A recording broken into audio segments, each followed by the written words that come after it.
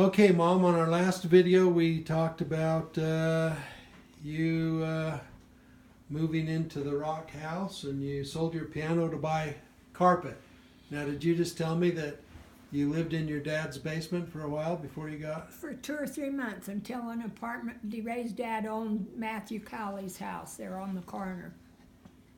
And as soon as an apartment got empty, we moved over in that downstairs, one of the downstairs apartments. Yeah.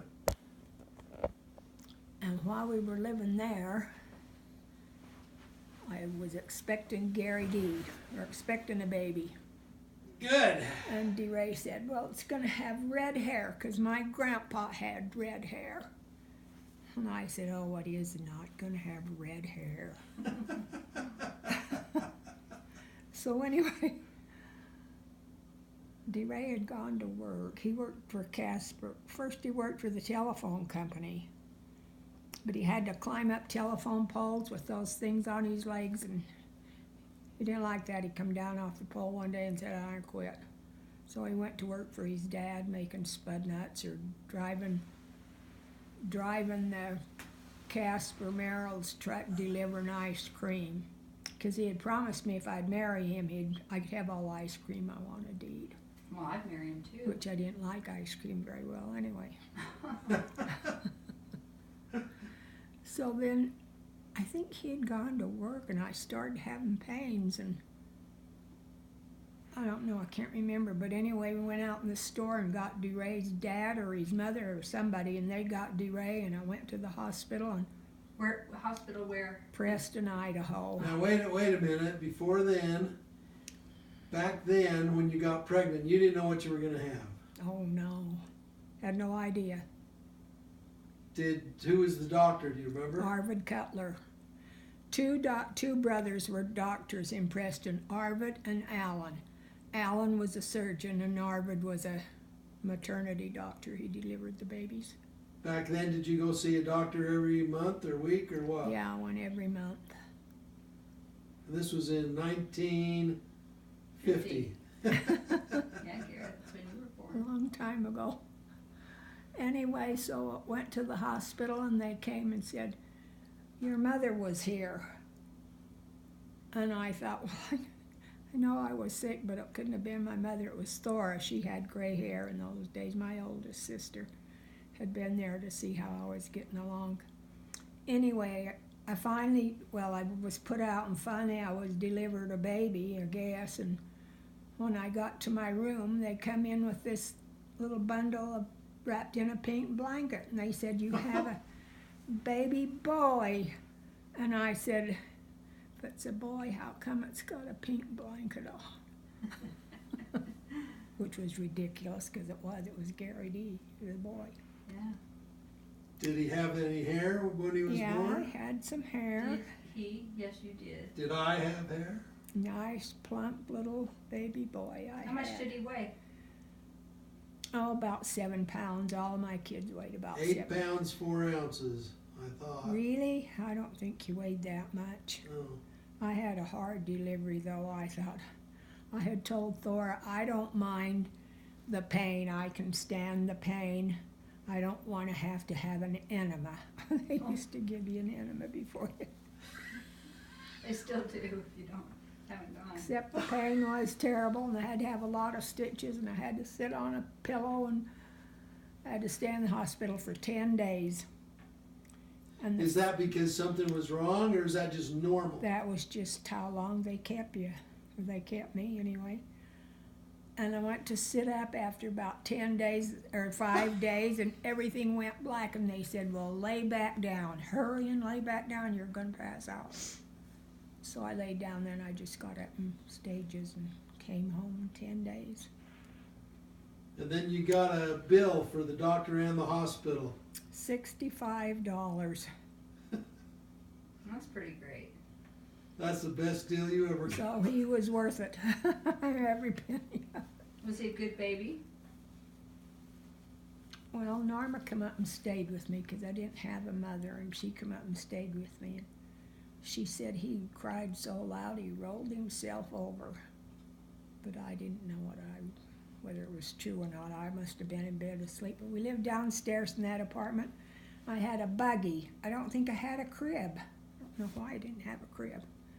You were asleep in the buggy. And I had pushed it out in the front room, I think, or the bedroom. And part of the ceiling fell down, not the part where you were.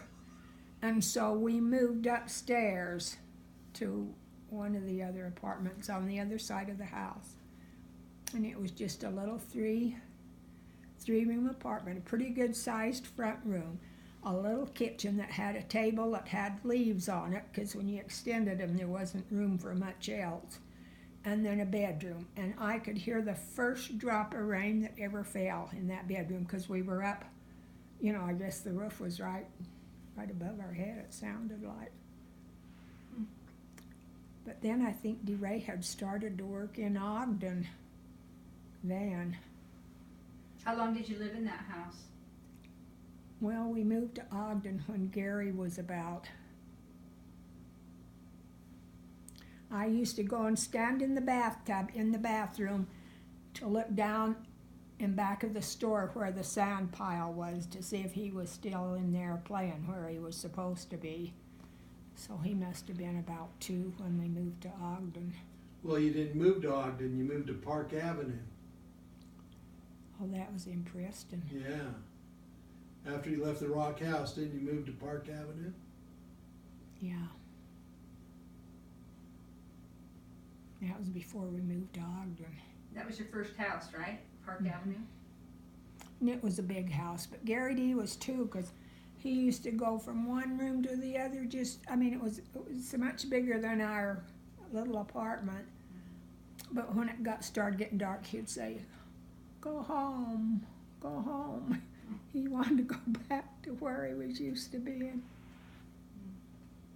But we had Lester and Law on one side, and Audrey and Gerald across the street, who were good friends of ours, and they had a little boy named Michael that used to play with Gary, and Ted, my cousin, and Aura, his wife, lived across the street too, and had a good time on Park Avenue. Well, probably before you moved to Park Avenue, you had another baby. Was that in the Rock House when Let Kim me was see born? where I was living when I got pregnant with Kim. Yes. Where were you living then? In the Rock House still? I'm trying to think. I don't remember where I was living. Must have been living there. Well, it doesn't matter. I was born August 8th, 1950.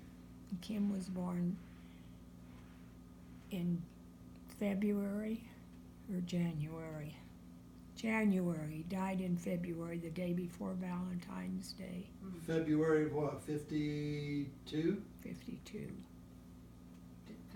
So, he's born in January of 52. I was living in the Rock House because across the street, across the hall, we lived upstairs in that apartment, and in this apartment lived the school teacher and his wife and a little girl named Rinda. And she used to come over to see Gary, but she had a cold one time. And DeRay's mother thought she'd probably give my baby a germ or something. And so he got a cold or something. And I took him up to the doctor, and I called the doctor, and he came down, I think, and gave him a shot. And I put him to bed, but he died in the night sometime. That night? Mm-hmm. The day before Valentine's Day. And so you woke up and found him in bed? No, I was up. Oh. Well, I think we were both up. DeRay and I both were worried about him. The doctor said he didn't know what it was, but it wasn't good. I'm surprised they didn't have him in the hospital. Well, and you know, since then, when Kimmy was sick, or they suspected something with Kimmy, remember, she couldn't eat ice cream. They wanted to know if I had ever lost a baby. But they used to think in those days, see that he was born early, too early. Oh, was he? He only weighed 5 pounds and 6 ounces, 2 pounds less than I think Gary Lee weighed. He was born early, and they used to say a lot of times when their actual birth date was, they would pass away. But I think that's an old wives' tale. How early was he? How? 6 weeks early. 6 weeks. Mhm. That But was, he lived about 6 weeks then. Yeah. 4 or 5 or what day was he born in January? I think he was born in January and died in the day before Valentine's Day. I think we had his funeral the next day. The doctor came, I think I took him to the doctor. Then when we thought he was dying, the doctor came to the house, made a house call. And I remember it was in the middle of the night. And I had some new pair of rompers that somebody had given me after I had him, that I wanted him to be buried in. They were blue on top or blue on the bottom and white on the top. But I didn't have a nice new shirt, because you had, I guess, used all the little shirts, you know. So I walked up to King's and bought a new shirt and came back. And I think he was buried on Valentine's Day. The very next day. Mm-hmm. Did you not have a funeral? Well, yeah, I had a funeral, a The next day, casket. though. Richard, you know, mortuary was right across the street. They came and got the body. Boy, but that was tough. It was. And Norma came up. And you and I went with her home for a few days. They thought I don't know how come they decided I should go with Norma home, but I did. And when I come back home, there in the fridge was all the formula in that. I had a kettle that I put all the bottles with the formula in and sterilized them just like you cold pack fruit. And I had to throw all that formula away.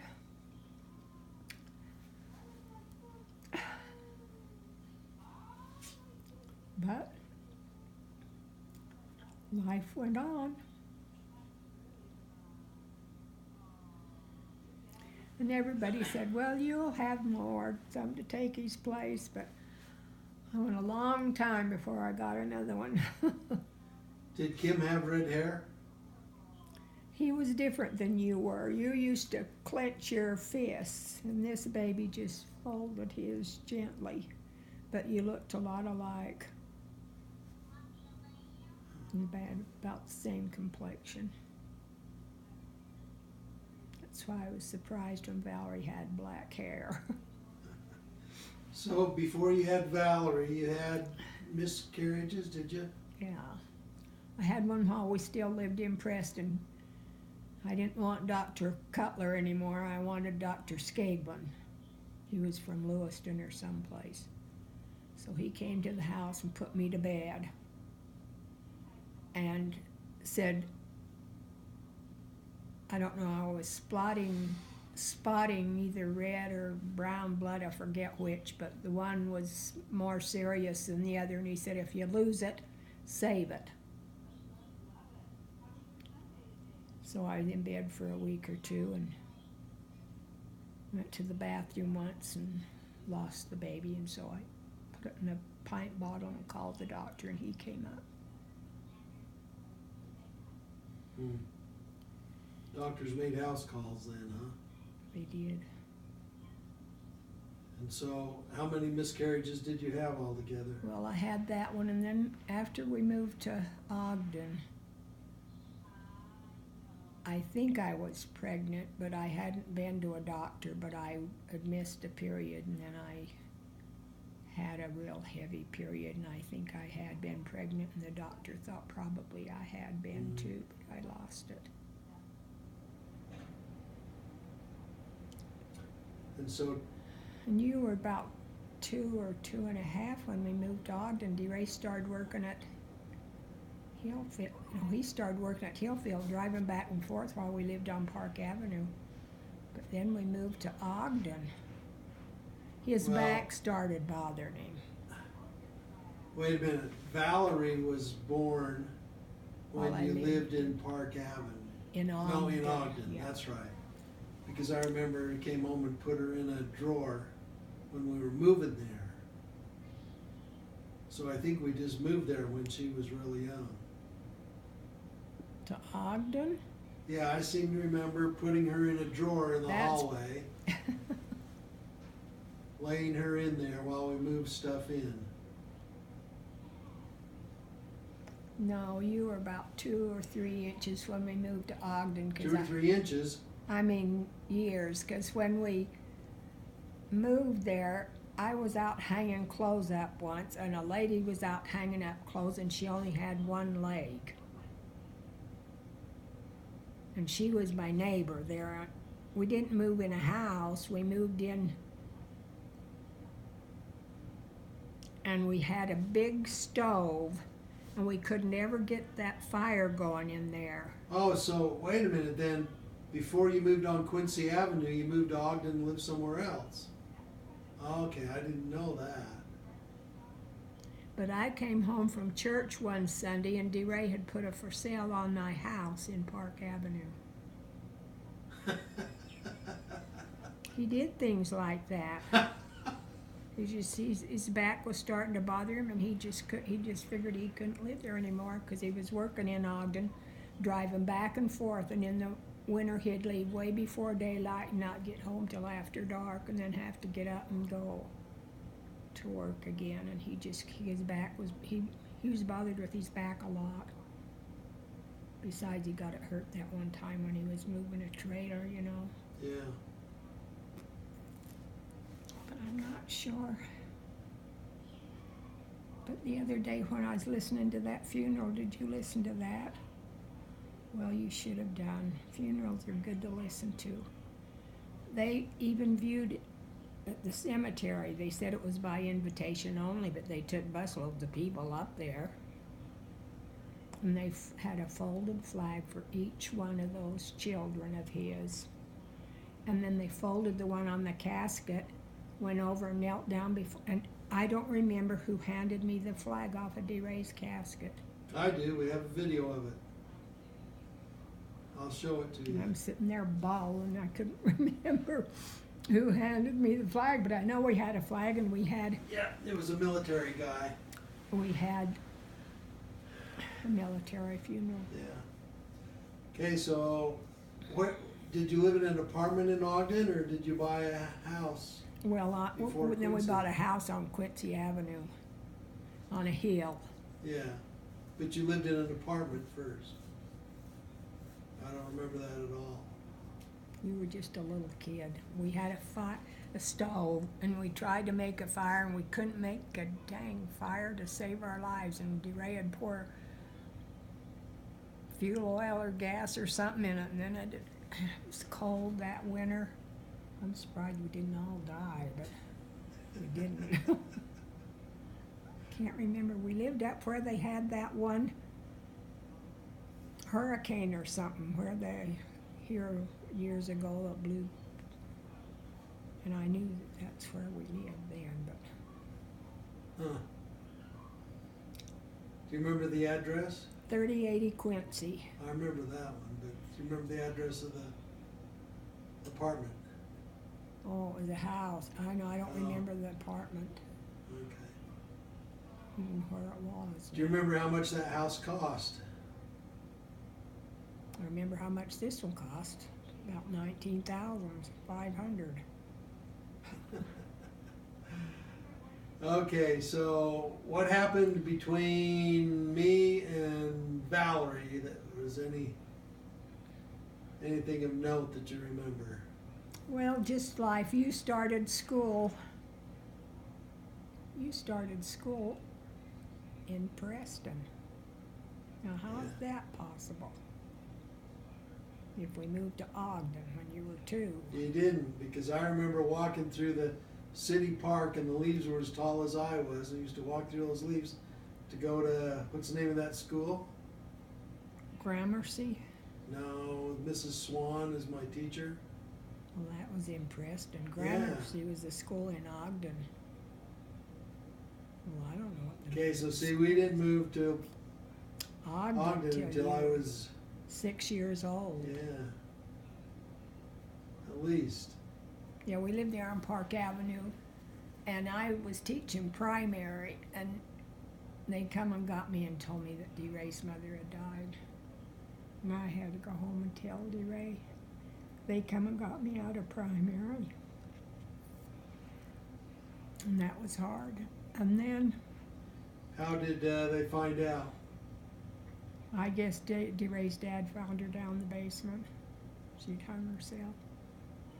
She'd had a nervous breakdown. Dad would never talk about that, and I asked him on the video, and he wouldn't talk about it then. I never found out much about it either. Joyce tried to tell me that she had had an affair with somebody, and that's why she had a nervous breakdown, but I don't believe that, because DeRay never told me that, and she wasn't that kind of a woman as far as I knew her to be. She was really a good grandma to you, and Verna Ray, and one of those movies in there, her and DeRay's dad and mother were sitting on the couch, and you were opening your presents, and you unwrapped a blackboard just like one of Brett's little girl did that one year when we were down there. She opened that blackboard. Hmm. Then he married Alta, and she was a wonderful person. That was after I had Valerie.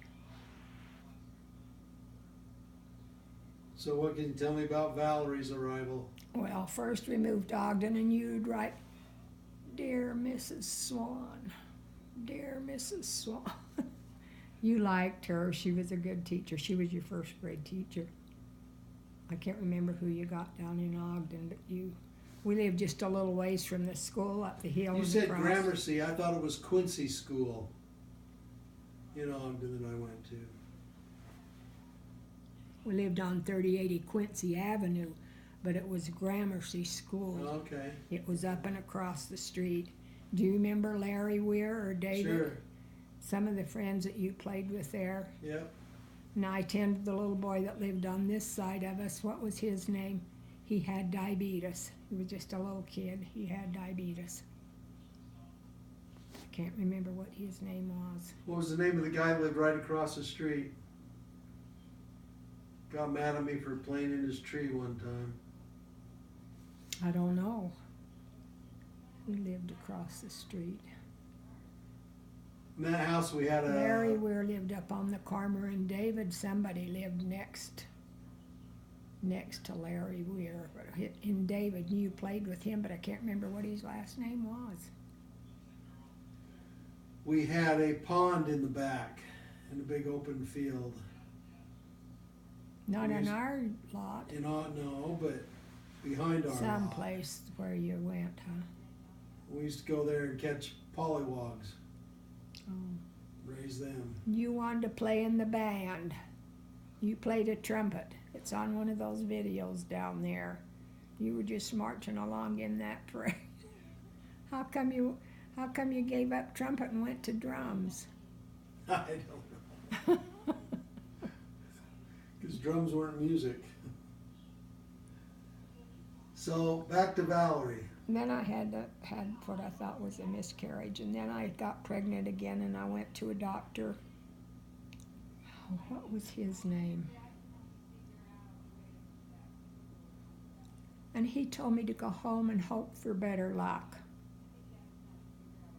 And I thought, hoping's not gonna do it. So I went to my cousin that lived there, and she referred me to another doctor. Now I can't remember his name if I'd have thought about this. And I went to him, and no, that isn't what happened. I called Hazel, and she said, go to Dr. Brown. He's in Bountiful. He's the good doctor. He delivered the twins, I guess. I didn't want to go back to that doctor in Ogden because he said, go home and we'll go home and hope for better luck. I said, I've been 10 years wanting a baby, and I guess I'd started spotting or something, I don't remember, but anyway, he told me to go home and hope for better luck. I went home and I had a miscarriage there. I went to the hospital and had a miscarriage because I remember them putting it in a, like you get a malt with a cover on. I had a miscarriage there, and I was in the primary presidency. So I asked to be released, and they released me. And then I got, the doctor told me, try again as soon as you can. The more apt you are to try sooner, the more apt you are to get pregnant. And that made my back hurt. Oh, I had a bad back. But I wanted to get pregnant, so I did. Took my temperature, did everything I could think of, and finally I was pregnant. Went to the doctor, and he said, go home and hope for better luck. If I can remember his name, I'm going to write him a letter. I was going to go, and I was always going to take Valerie up and show him to her. But Hazel talked me into coming down to Dr. Brown, Roger Brown. And he told me, if you'll do everything I tell you to do, I'll guarantee you a live baby. And I said, okay. So he put a pessary up in me, and he gave me a lot of instructions. And finally I said, my peaches are ripe. Is it all right if I can a few peaches? He said, if you promise to bring me a couple of bottles of them, you can peaches. But I never brought him any peaches that I remember. And I never called DeRay at work. And Dad always used to come down and stay with you when, at Christmas time, you know. She wasn't due until January, there's something or other. And the last time I went to the doctor, he said, I think after your next visit, I'll have you come down and stay with Hazel. He knew Hazel because he had delivered her twins, and she's the one that got me to come down to him. So that's what I was planning on doing.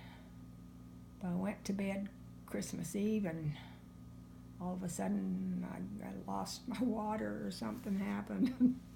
I said, DeRay, I think we better go to the hospital. And luckily Dad was there to stay with you. So we got up and called Dr. Brown. I don't remember calling him, but I remember getting to the hospital, and they said, Dr. Brown's already here. He's sleeping in another room, and as soon as you need him, he'll be ready for you. So you drove down from Ogden. Yeah. Luckily it wasn't snowing. Mm-hmm. It was Christmas morning. Mm-hmm. And then when I woke up, I guess they finally took me to the delivery room. I don't remember. I remember with Gary, they kept pushing on me, and I said, quit pushing on me, it hurts. Mm-hmm. But anyway, with Valerie, I guess they put me out because I went to sleep. When I woke up, they said, you have a baby girl. The nurses come in carrying her wrapped and decorated and said, look what you got for Christmas, a real live doll. Mm-hmm. And I was happy. Well, she had lots of hair too, didn't she? She Lots had of black dark hair. black She didn't hair. have red hair like my boys. And so DeRay brings down my presents, and I couldn't get she brought me a pair of high-heel black shoes Oh. with the toe out, and I couldn't begin to get them on my feet. I guess my feet had swollen. Oh. I hadn't tried, you know, while I was pregnant because I had to be careful the whole time I was expecting, but How much did Valerie weigh? Oh, you don't know? Like 7 pounds? yeah, they all weighed about the same except Kim, and he only weighed He 5 was little. pounds Yeah. and 6 ounces. So when was your due date with Val? It was in January. Oh, so you're early I with her was. too? I wasn't expecting her for Christmas. Dr. Brown was going to have me come and stay with Hazel after my next visit to him. So you were early with her too, huh? But she was a good size, and And my hospital bill was $500, and I stayed in the hospital for 5 days. got shorter. So it was 10 years made a more than difference. Scary. Okay, well, that's great, Mom. Oh. Another half hour's up already, so we'll have to talk about Tony the next Another 10 years next I time. had Tony.